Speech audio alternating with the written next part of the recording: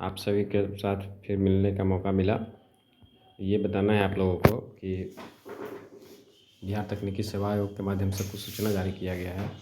इससे पहले हम ये कहना चाह रहे हैं कि आप लोग हमारी वीडियो से अगर सहमत होते हैं और अगर अच्छा लगता है या कुछ समझ में आता है तो लाइक कर दिया कीजिए। अगर नहीं समझ में आता है या हमारी वीडियो या हमको समझाने का तरीका अच्छा नहीं लगता है तो डिसलाइक कर दिया कीजिए। और अगर समझ में आता है, कुछ अच्छी बात हम बता देते हैं, तो उस कंडीशन में आप किसी से शेयर भी कर दीजिए ताकि अगले को भी पता चले। और चैनल को सब्सक्राइब करना ना भूलें, क्योंकि आप चैनल को सब्सक्राइब करते हैं, शेयर करते हैं और लाइक करते हैं तो हमें ऊर्जावान होते हैं हम, और बार बार हमको एक नया सूचना देने का मौका मिलता है और मन करता है कि हम बार बार आपके साथ आकर के और अपना जो भी सूचना है उसको साथ में आपके साथ शेयर करें। धन्यवाद। इस पर थोड़ा सा ध्यान दिया जाए और हमारे चैनल को सब्सक्राइब कीजिए और शेयर कीजिए। और जो भी समझ में नहीं आता है या कहीं डाउट लगता है तो हमें कमेंट के माध्यम से आप पूछ सकते हैं। जैसे पिछले वाले में कुछ भाई लोग थे जो कि कमेंट करके हमसे पूछे, हम उनका जवाब तुरंत कर दिए और यथासंभव जितना अधिक हो सकता है उतना हम आपको कोशिश करेंगे कि आपको रिप्लाई दे सकें। देखिए, इस समय जो सूचना आया है वो किस माध्यम से है, ये हम और पहले बनाना चाह रहे थे, लेकिन फिर बार बार सभी का कॉल आने के कारण हम भी थोड़ा सा व्यस्त थे, इधर त्यौहार वगैरह चल रहा था तो इस कारण थोड़ा सा विलम्ब हुआ, क्षमा चाहेंगे इसके लिए। अभी जो आया है ये है बिहार तकनीकी सेवा आयोग के माध्यम से, जो कि विज्ञापन संख्या 7/2022 बिहार महिला स्वास्थ्य कर्मी ANM के, इसमें ये बताया जा रहा है कि जो विज्ञापन संख्या के माध्यम से जो वैकेंसी आई थी, जो 8वां महीना 2022 से 1/9/2022 तक ऑनलाइन दिया गया था, उसका अब जो है कट ऑफ जारी किया जा रहा है। कट ऑफ किस माध्यम से जारी किया जा रहा है, तो फॉर्म जो भी गिरा था उन सभी में से बहुत सारे कैंडिडेट का डॉक्यूमेंट्स में कुछ इशू आया होगा। किन्हीं ने डॉक्यूमेंट्स को सही सलामत नहीं डाला, किन्हीं ने सिग्नेचर नहीं सही से किया, किन्हीं ने जाति आय आवासीय जो भी सबमिट करना था उनको ढंग से नहीं किया, जिसके कारण उनका की लिस्ट से बाहर हो गया है। तो कटअप का माध्यम ये है इसमें कि स्क्रूटनी जो चल रहा है, स्क्रूटनी में छटनी का तरीका ये रखा गया है और कि उनका डॉक्यूमेंटली इशू क्या है इसको ठीक करने का मौका दिया जाएगा, जो कि 7/3/2023 से लेकर के 17/3/2023 तक का दिया गया है। अब इस बीच में आप कैसे कीजिएगा और कहाँ से होगा, तो उसके लिए नीचे साइट दिया गया है जो है www.btac.bih.nic.in, अथवा लिंक पर जा करके जो एक और दिया गया है इस पर आप अपना आपत्ति दर्ज कर सकते हैं। उसमें रीजन देगा। पहली बात, भाई साहब आप घबरा जाते हैं कि हम आ गया तो हम जल्दी से देखें। देखिए, इसमें एक ऑप्शन है, हम इसीलिए रुक करके वीडियो बनाए कि आपको बार बार अटेम्प्ट नहीं करना है, आप 2 ही अटेम्प्ट कर पाएंगे।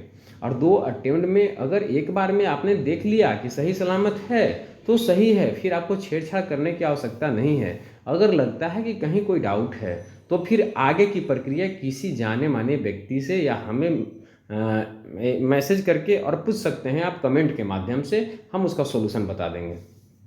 आपको घबराने की जरा सा भी ये नहीं है।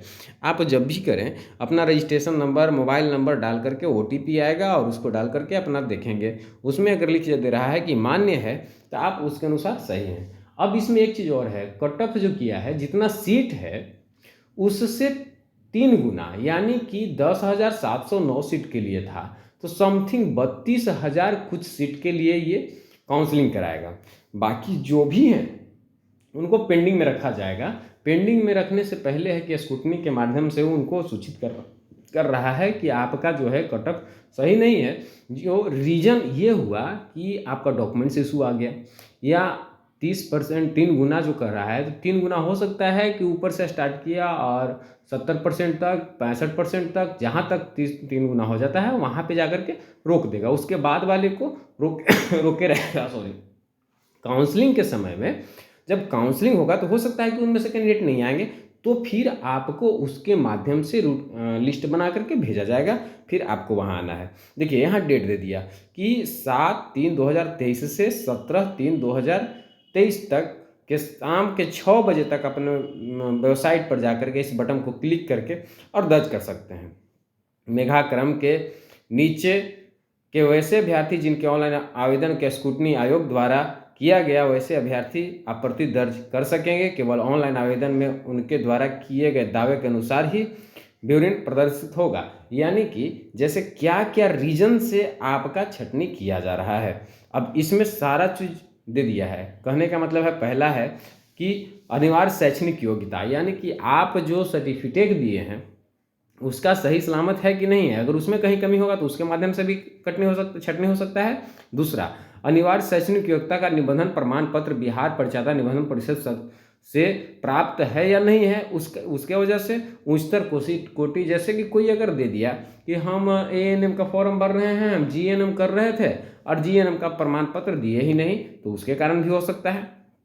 तीसरा है, चौथा बोल रहा है कि ऑनलाइन के आवेदन में उच्चतर योग्यता दावा करने के लिए, जैसे वही चीज़ जो हम बताएं कि उसमें आप GNM BSc nursing post basic BSc nursing बताएं और नहीं है, आपने सत्यापित नहीं किया। पाँचवां बता रहा है कि संविदा के आधार पर अगर सरकारी अस्पताल में कहीं काम कर रहे थे तो उसको आपको नोटिस दिखाना होगा कि भाई हम किस अनुपात के अनुसार, किस विज्ञापन के संख्या के अनुसार काम कर रहे हैं, क्या है, उसको प्रूफ करना होगा। छठा बोल रहा है कि सभी शैक्षणिक प्रमाण पत्र को 1/9/2022 के पूर्व निर्गत में मान्य किया जाएगा। अगर इससे पहले वाला होगा तो भी, उसके बाद वाला होगा तो नहीं हो पाएगा। यह कहने का मतलब ये है।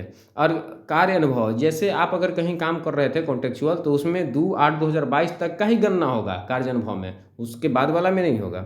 उसी प्रकार से जो रीजन है, जैसे जाति आय आवासीय जो भी दिए हम पहले भी बताएं, वही चीज़ को यहाँ पे फिर रिपीट किया जा रहा है। जैसे हम पहले से जान रहे थे, हम पढ़ चुके थे, इस कारण हम आपको बता दिए। खैर ठीक है।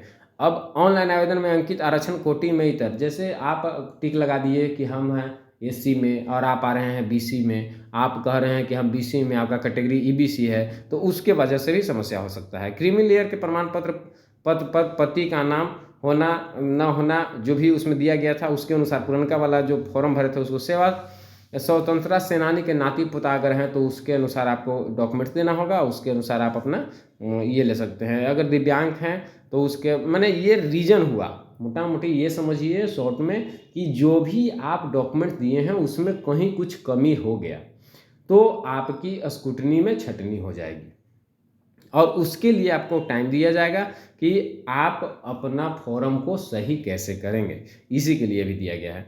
आप सभी घबरा जा रहे हैं तो घबराने की कोई ज़रूरत नहीं है, संपूर्ण डिटेल्स दिया जा रहा है और उसके अनुसार आप अपना फॉर्म को सत्यापित करवा सकते हैं। इसमें कहीं भी कोई भी समस्या नहीं आने वाला है। बाय द वे, अगर कहीं फॉल्ट है तो उसमें रीजन देगा कि आप इतना सारा रीजन में क्या दिक्कत आपके यहाँ आया, तो आप उसको सॉर्ट आउट कीजिए। जैसे आपके पास डॉक्यूमेंट्स होगा, गलती से ऑनलाइन करने वाले व्यक्ति जो कैफ़े वाले थे या जो भी थे, वो कहीं टंकन मिस्टेक कर दिए कि उनको डालना था जातीय आवासीय वाला में और आवासीय वाला डाल दिए जाति में, जाति वाला डाल दिया आवासीय में, तो यहाँ समस्या आ गया। तो इसके कारण अगर हो रहा है तो उसको चेंज आप कर लीजिए। सर्टिफिकेट में उसी तरह से कि जहाँ मैट्रिक का डालना था वहाँ इंटर डल गया होगा, जहाँ इंटर डालना था वहाँ नर्सिंग डल गया होगा, तो इसको सुधारने का मौका आपको मिल रहा है। स्क्रूटनी के बाद आपको किसी प्रकार का कुछ नहीं होगा इसमें। अब आप ध्यान से देखें, एक एक चीज़ को मिलाएं, अगर जहां फॉल्ट बता रहा है तब, अन्यथा आपको मान्य कर दिया है कि आप सही हैं, तो आपको छेड़छाड़ करने की ज़रूरत नहीं है। एक महत्वपूर्ण बात है कि इसमें आपको एक बार अटेम्प्ट और दूसरा बार फाइनल अटेम्प्ट, बस 2 ही बार करना है भैया। आप बार बार ट्राई ना करें और किसी से ना करवाएं। धन्यवाद। और हमारे चैनल को सब्सक्राइब करें, शेयर करें, कमेंट करें, हमें अच्छा लगता है। हम बार बार आपके लिए सही सुझाव लेकर आते हैं। धन्यवाद।